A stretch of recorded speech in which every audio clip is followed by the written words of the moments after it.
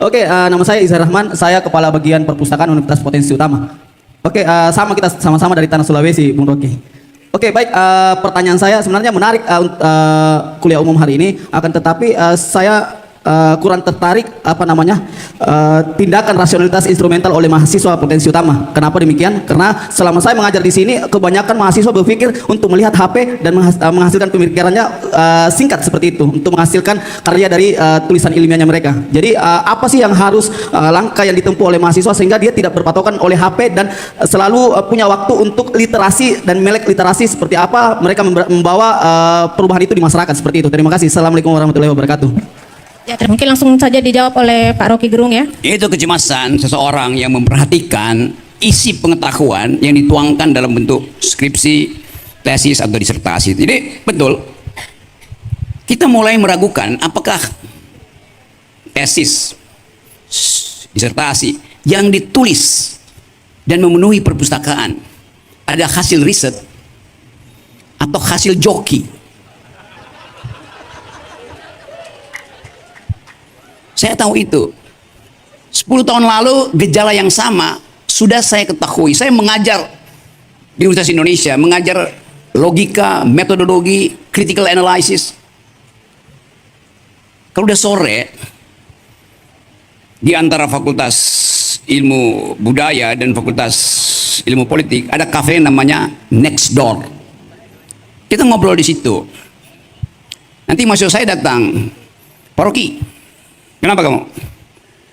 Ini ada yang ingin minta dibuatkan paper, riset desain untuk keperluan tesis atau disertasi. Siapa dia? Bupati dari sini, gubernur dari sini, anggota DPR dari sana. Anggota-anggota DPR ini, bupati, pejabat-pejabat itu datang masuk UI untuk dapat ijazah. Bukan untuk berpikir. Karena itu dia sogok membeli mahasiswa tingkat 1 untuk membuatkan papernya. Jadi bahkan UI yang mendalilkan diri sebagai world class university betul-betul sekarang jadi world class kalau disingkat WC UI itu. Itu yang terjadi. Kasus Bahlil sekarang lagi dibongkar oleh Dewan Guru Besar. Bagi saya bukan Bahlilnya yang jadi persoalan, tapi mereka yang meluluskan Bahlil. Itu dasarnya. Kalau Bahlil kita udah tahu kan, Bahlil bilang ya pakai aturan, tapi kalau aturannya itu tidak menguntungkan, langgar aturannya. Udah. Tetapi universitas punya standar tadi itu, yaitu authenticity dari dalil, dari argumen. Dan dengan mudah kita ulas apakah argumen, tesis, dalil, disertasimu itu betul-betul otentik dari pikiranmu. Ada batasnya. Oke, 10% boleh, 12% ada kesamaan, similarity. Tapi kalau udah sampai 98% itu artinya plagiat. Dan orang, guru-guru besar UI itu, teman-teman saya, mulai memeriksa bahwa tesis, disertasi Bahlil itu hampir 98% sama dengan skripsi anak UIN Jakarta, perempuan. Kita serahkan pada universitas. Jadi sebetulnya filter pertama adalah kalau Anda punya pikiran, dalilkan pikiranmu. Kalau Anda nggak punya pikiran, jangan bikin dalil dengan meminjam dalil orang lain. Itu namanya plagiasi itu. Jadi pastikan bahwa seseorang yang ingin menulis disertasi karena dia punya pikiran, bukan karena dia mau dapat ijazah. Itu aja dalilnya. Jadi sekali lagi, pastikan bahwa saudara-saudara nulislah dengan kemampuan sendiri. Referensi dimaksudkan untuk menguji kedudukan epistem dari tesismu. Itu dasarnya. Ada skripsi yang ya itu referensinya 3.000 tuh, tapi tak ada satupun tesis pada disertasinya tuh. Artinya dia tidak mampu untuk mengucapkan terobosan akademis. Disertasi itu hanya disebut disertasi kalau dia menyumbang pada perdebatan teori, bukan menumpang pada teori-teori konvensional. Jadi sekali lagi ini berlaku juga untuk tesis, untuk skripsi, untuk disertasi. Banyak skripsi yang betul-betul bermutu bahkan melampaui disertasi seorang. Jadi karya akademis itu tidak ditentukan Anda S1, S2, S3, bukan. Karya akademis ditentukan oleh originalitas tesismu. Kendati dia skripsi, kalau dia origin, dia pasti lebih bermutu pada disertasi yang beratnya 3 kg karena setumpuk ini tebalnya, tapi isinya 0. Assalamualaikum warahmatullahi wabarakatuh. Selamat siang, menjelang sore semuanya. Saya Ananda Sinulinga. Saya ingin bertanya, tapi mohon maaf ini nggak bisa langsung ke pertanyaannya. Jadi saya mau masuk ke pembahasan tentang IQ tadi. Kita tahu bahwa data yang mengatakan bahwa IQ nasional kita itu memprihatinkan, bahkan di level Asia. Dan saya berpikir skala lebih besar lagi, apa yang membuat orang-orang kita itu tak memiliki pemikiran kritis? Kesulitan menemukan kausalitas di dalam suatu kritik terhadap pemerintah misalnya, selalu dibalas dengan sentimen. Kritis sedikit dikatakan anak abah, kritis sedikit ya dibilang pasukan barisan sakit hati. Bagaimana Bung Rocky memandang fenomena ini? Apakah Bung Rocky memandang adanya manipulasi pemerintah atas pembodohan yang begitu masif di negara Wakanda kita ini? Ya saya yakin Bung Rocky akan mengatakan ya Mulyono gagal menjalankan amanat konstitusi, cerdaskan kehidupan bangsa. Lalu hal apa kami sebagai mahasiswa ini bisa lakukan untuk menutupi hasil kemaksiatan pragmatisme yang dipertontonkan oleh rezim sebelumnya ini? Apakah masih bisa diselamatkan negara kita ini? Dan ya terakhir saya ingin menarik ke konteks psikologi juga. Setelah Anda mengamati tubuh pribadi Pak Prabowo secara pribadi maupun tubuh politiknya, apakah Pak Prabowo ini di dalam pemerintahannya nanti akan kembali mempertontonkan pragmatisme seperti sebelum-sebelumnya? Sekian, Assalamualaikum warahmatullahi wabarakatuh. Waalaikumsalam. Ya, silakan Bung Rocky. Saya tidak pernah diskusi dengan Pak Jokowi, kendati banyak orang yang ingin mempertemukan. Tapi saya berdiskusi dengan Pak Prabowo, saya berdiskusi dengan Pak SBY, saya berdiskusi dengan Gus Dur. Jadi saya tahu apa isi pikiran mereka yang pernah memimpin Indonesia. Saya tahu apa arah pikiran mereka, tapi saya juga tahu apa hambatan yang akan mereka terima. Ada orang mengatakan Pak Rocky pasti nggak akan kritik Pak Prabowo. Hari ini sudah kasih kritik 2 kali udah. Tentang potensi kabinet itu tidak diasuh secara metodologis. Karena yang ada di situ adalah mereka datang dari berbagai macam kepentingan disatukan atas alasan ini demi bangsa itu. Filternya akan mulai terjadi besok, mungkin 2 minggu lagi. Kan kalau kita bayangkan misalnya pidato pertama Presiden Prabowo Subianto, saya akan memimpin demi rakyat, tidak boleh satupun kesempatan diberikan untuk mencuri harta bangsa ini. Sangat ideal, sangat ideologis. Tetapi di dalam politik berlaku prinsip ada jarak antara election dan decision. Jarak antara pemilihan dan keputusan itu. Kita mulai membayangkan normativity, dasolnya Prabowo yang di Pak Bambang bilang tadi, bisa berjarak dengan dasain. Tadi saya kasih contoh bagaimana dasain itu sudah mendahului dasolen. Tidak boleh memanfaatkan jabatan untuk memobilisasi kepentingan pribadi. Menteri Desa barusan lakukan hal itu. Dasolennya dibatalkan oleh dasain. Kenapa? Karena keinginan untuk berebut APBN, berebut pengaruh, berebut pilkada. Kan itu dasarnya. Nah kita mau cari cara. Bagaimana caranya? Ada 100. Tapi untuk kejujuran, oke. Kita kasih benefit of the doubt. Silahkan Anda mulai, tapi kita akan tunggu. Di dalam 100 hari, pastikan bahwa ada critical point diucapkan lagi oleh para mahasiswa. Fairnya begitu. Jadi teman-teman, yang kita pikirkan hari ini adalah apa yang akan terjadi kalau seluruh janji yang diucapkan dalam pidato Pak Prabowo dibatalkan oleh kenyataan bahwa yang ada di kabinet adalah mereka yang mengintip APBN. Gampang, karena tradisi itu masih ada di situ. Itu yang menandakan bahwa Pak Jokowi gagal untuk menghasilkan filter di dalam proses menghadirkan pemimpin. Saya ucapkan berkali-kali formula saya. Pemimpin harus ditapis pada 3 langkah. Nah kalau dia lulus etikabilitas, lulus intelektualitas, baru dia kita izinkan diuji elektabilitasnya. Itu sistemnya. Kalau sekarang dibalik, elektabilitas dibeli dulu. Dalam bentuk apa? Kampanye, poster, baliho. Jadi kembalikan, bring intellectual back, bring Ya, bawa kembali intelektual ke dalam politik. Bring intellectual back into politics. Jadi kita tidak boleh membiarkan kampus itu steril. Kampus itu diperlukan untuk menghalangi kedunguan-kedunguan politisi. Itu dasarnya tuh. Tetapi sebaliknya, kampus jangan dibujuk oleh politisi yang kasih amplop lalu kasih dia panggung tanpa ada skrutinisasi itu. Kalau itu bisa kita lakukan, akan ada jaringan.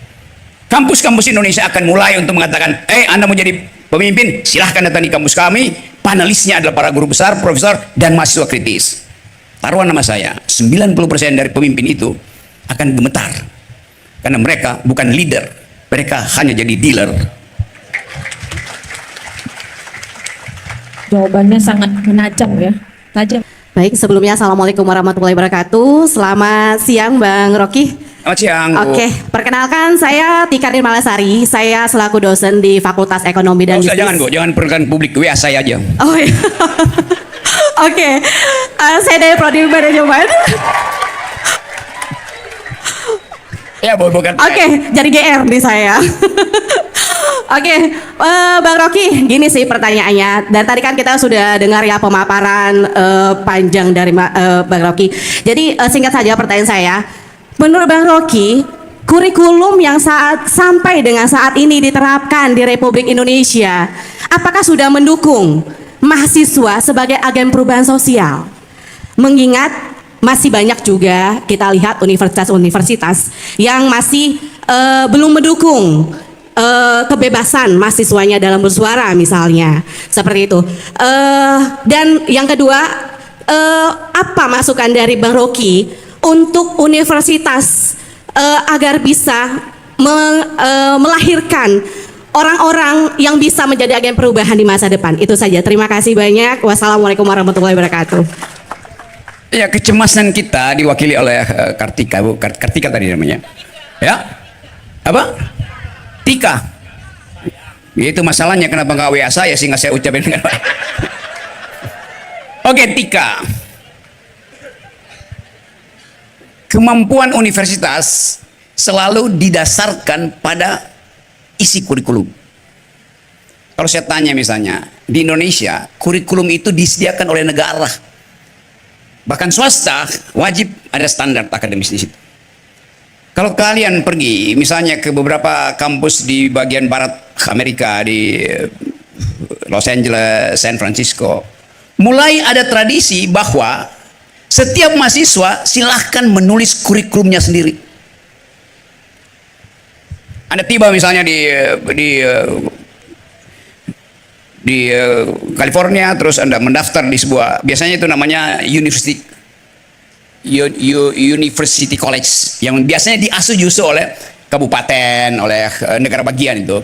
Bukan lagi standar Ivy League yang biasa diandalkan Stanford, Harvard, Boston, apalagi yang disebut Ivy League itu, Yale University.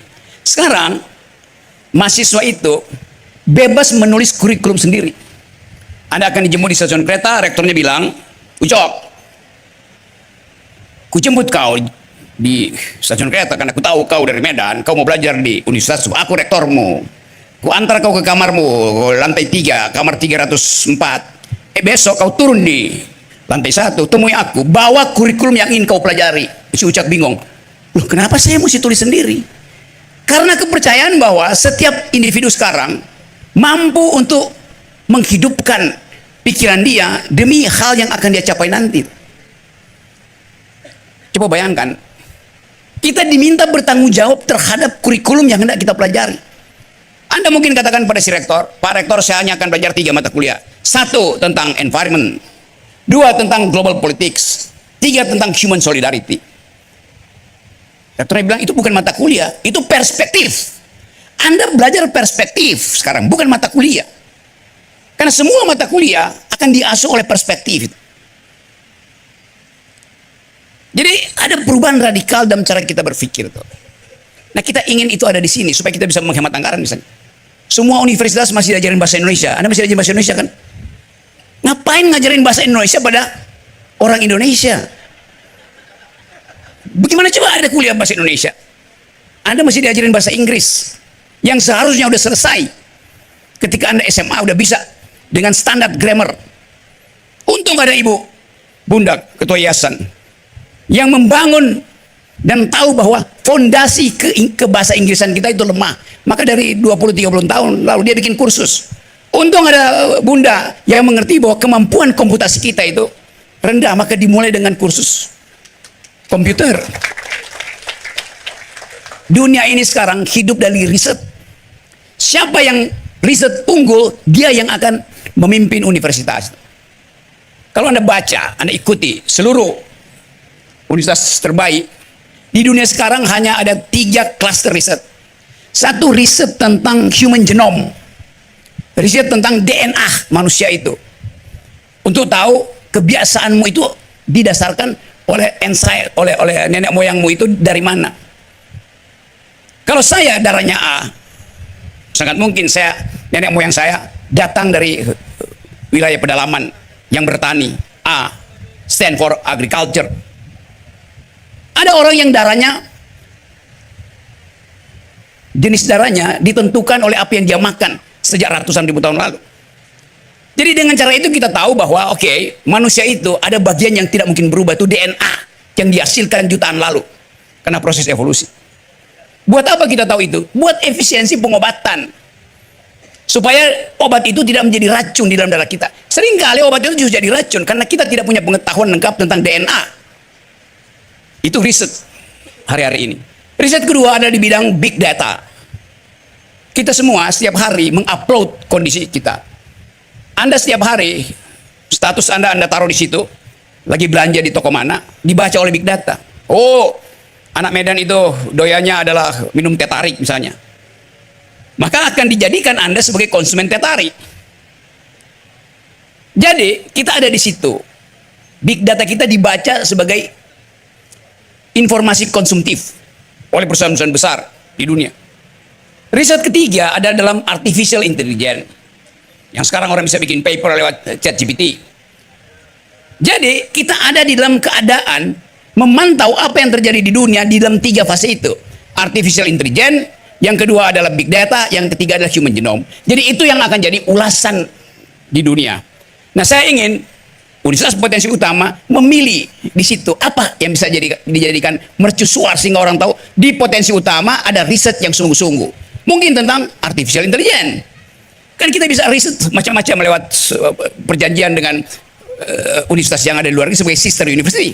Jadi pastikan sekali lagi bahwa kita sedang menumbuhkan harapan generasi yang akan datang adalah generasi yang mengulas pengetahuan, bukan yang mengintai kekuasaan.